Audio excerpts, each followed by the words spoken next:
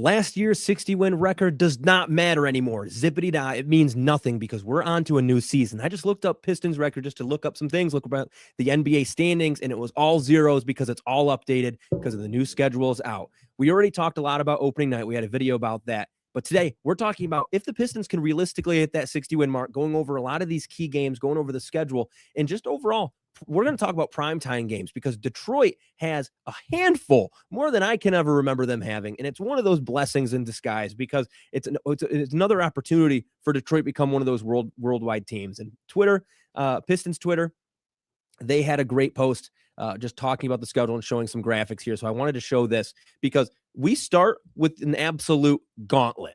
Boston, Miami, Philly, New York. And 3 of those games, I'll tell you, are away games. So this is where you're going to find out where the team stands based on what they did in training camp, what they did in the regular season. It's not going to tell the full story, but these are the teams that if you want to be the first seed again, if you want to have home court advantage come playoff time, you need to be able to hold your own against every single one of these teams. If there's a single blowout in favor of another team, I'm going to be worried, especially because, yes, the Celtics have been great. They lost Jaylen Brown. Jason Tatum's the man now. He's always been. So maybe I should have rephrased that. But it's a different dynamic on that team.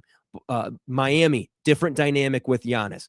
76ers, different dynamic with LeBron. New York coming off a championship. So like that would be the one. I wouldn't be surprised if it just got away. But if you're Detroit, you cannot let any of these get away because if you, let's say you handle it, you come out of the gauntlet with a strong record, you immediately establish yourself as a legitimate top 4 seed contender to get home court because it becomes the expectation to have home court at this point, by the way. It's not the dream. You need it. You absolutely need it. No teams who don't have that go on to win titles.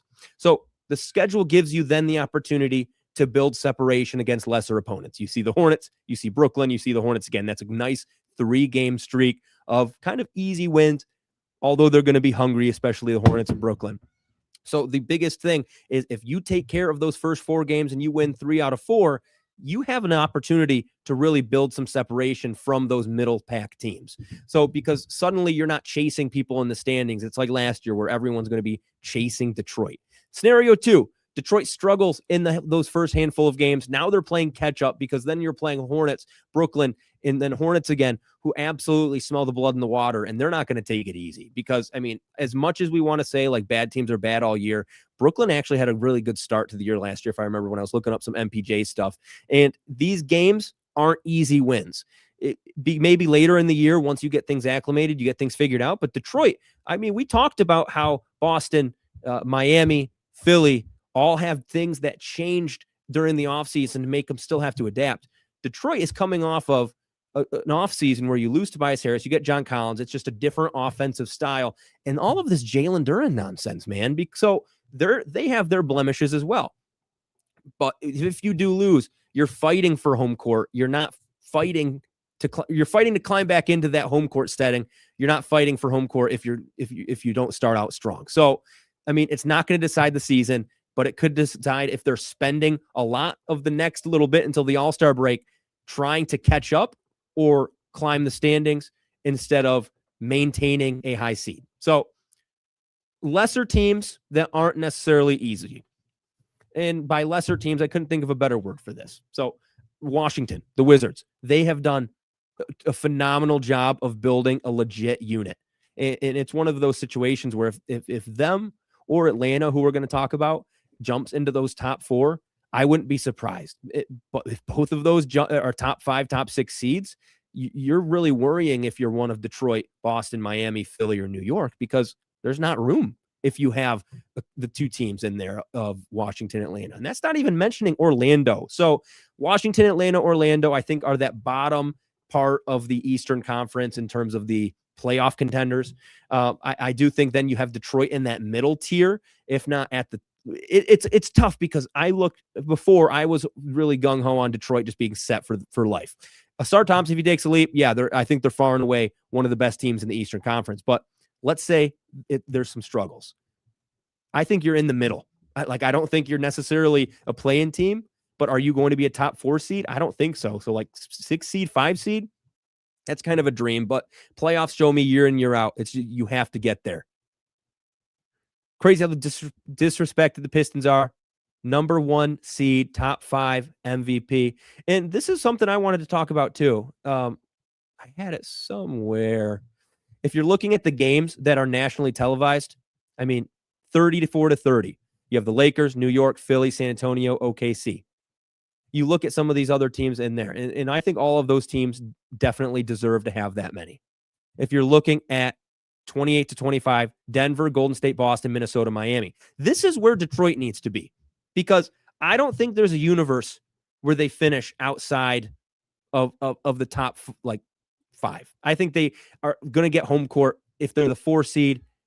I think that's a reach. I feel like a top 3 seed is coming, but they need to be in this, because this next tier is a little bit disrespectful, other than Cleveland, I would say. You have Dallas, Houston. Houston's kind of a dumpster fire. Dallas, I mean, I think they deserve it just because of what they're building, who they have. Cooper Flag is astronomical, and they're trying to build him into, like Cade Cunningham, a star coming into those 28 Olympics. And we talked about that in a couple videos ago, so make sure you check that one out. If you are in the stream, make sure you hit the like button. It helps us get to more Pistons fans. And we try to post content every single day, just like yesterday. We talked a lot about Michael Porter Jr. being the missing piece. And, bean cakes. I see your comments all the time, and especially talking about MPJ, not liking him. I remember seeing that one. So that's for you, I guess. But going back to the schedule,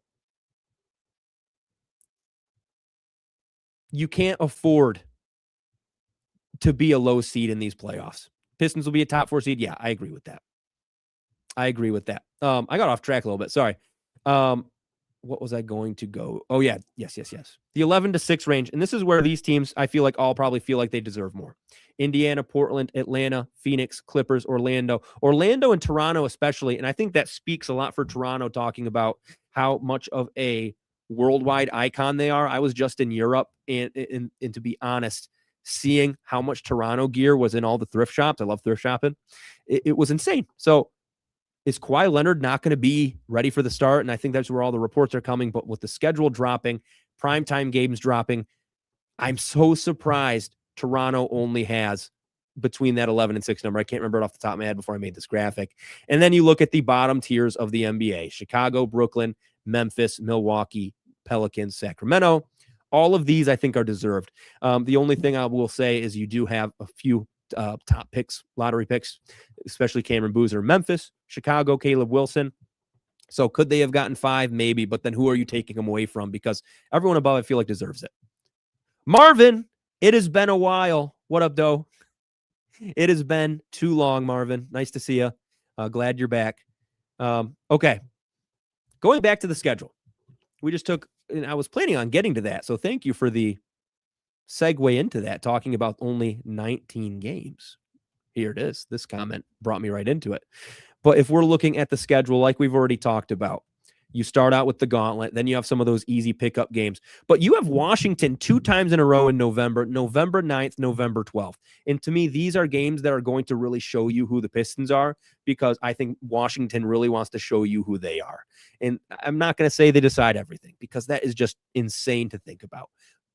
But in terms of where the Pistons need to be, they should be able to compete, if not easily handed, take care of Washington. Maybe I'm higher on Washington. Let's get those likes up. There we go, Marv. Maybe I'm higher on Washington than everybody else. But then you get another couple games. And I like to look through this, and I like to say, oh, you have an easy stretch, you have a hard stretch. Nothing's easy, because nothing's earned, because you don't know where any of these teams are going to be at. You don't know where injuries are going to strike. Then you have another Miami. And the big games I look for, like I've already talked about, are those kind of middle tier teams that are going to be fighting for home court advantage that will probably end up outside in the play-in. So like Atlanta, Washington, Orlando. There could even be like a sneaky chance that Chicago is better than people think, especially when you're not really rewarded for tanking anymore. Am I saying they're going to be a playoff team? No. Am I saying they're going to be a play-in team? It's possible, but it's also, when you look down the list of how many teams are actually good in the Eastern Conference, it's impossible to say that right now without sounding goofy. Okay. NBA Cup date TBD. In December, you have 2 games, but then you notice on November 20th is your second game against Toronto. And like I said, when we talked about the easy games after that Gauntlet, you have Brooklyn there for an NBA Cup game. But overall, any Orlando matchup is kind of and you see one here on January 1st. Any Orlando matchup is going to be physical because of the history they have. It's just a rivalry. That's what it is. And that's what they're highlighting. It's kind of crazy how many times we play Orlando at the beginning of the year. You play them November 24th, November 29th, and then you play your third matchup January 1st. And I don't think they would play a fourth matchup. So they kind of front load those. And I guess it makes sense because it's kind of getting that hype up and getting all of the standings in, because you don't want to play when games don't matter, because if there's an injury, all that stuff. But maybe I'm just talking. Okay. Looking through some of these games around the All-Star break, this is what's going to determine the Pistons' year. Because leading into, and I don't know exactly when the trade deadline is, I'm pretty sure it's just somewhere in February.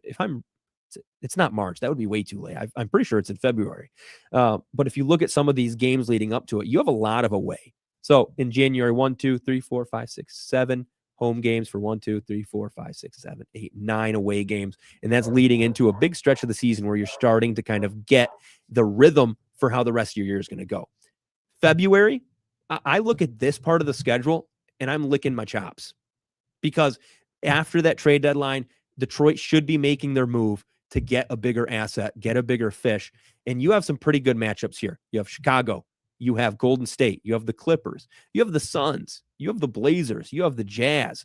And then that kind of last 3-game stretch, yes, that's a little bit more tough. You have at home, though, you have New York, Miami, OKC, and then you get to the last chunk of the year. And like I said, kind of licking my chops. You have Chicago again, Milwaukee, Boston, Cleveland, that's tough. But then you have Milwaukee, Brooklyn, Toronto. And I'm maybe not as high as Toronto and everyone else, even with Kawhi Leonard. I'm just going to say it. Indiana, I think as well, is not a team that I'm actually looking at and I'm worried about. I think they're going to take some time. And I think getting a Zubats is actually pretty interesting for them. Because the Clippers, if I remember right, were a big half-court team, half-court offense, playing in the half-court in the transition game that really helped the Pacers get to where they're at. Just kind of goes away. But I mean, at the same time, you get a half-court threat that can only help you. But yeah, and then you have more gimme games. Milwaukee, Charlotte, Clippers, Toronto. This is setting up to be a fantastic end of the year for Detroit. Because if we're looking 1, 2, 3, 4, 5, 6, 7, 8, 9, 10, 11, 12, 13, 14, 15, 16, 17, 18, 19, 20, 21, 22. 22 games within the last month. We're going to go through all the games. And we already talked about it a little bit. 22 games, 1 gimme, 2 gimme, 3 gimme, 4 gimme, 5 gimme, 6 gimme, 7 gimme, 8 gimme, 9 gimme, 10 gimme, 11, 12, 13, 14, 15 out of 22. And those are the gimmies that I'm going to tell you, like, if we lose some of those, that's going to be I'm going to be distraught and I'm going to be crying on the podcast on these post games. But we talked about it a little bit already. Detroit is being set up to be a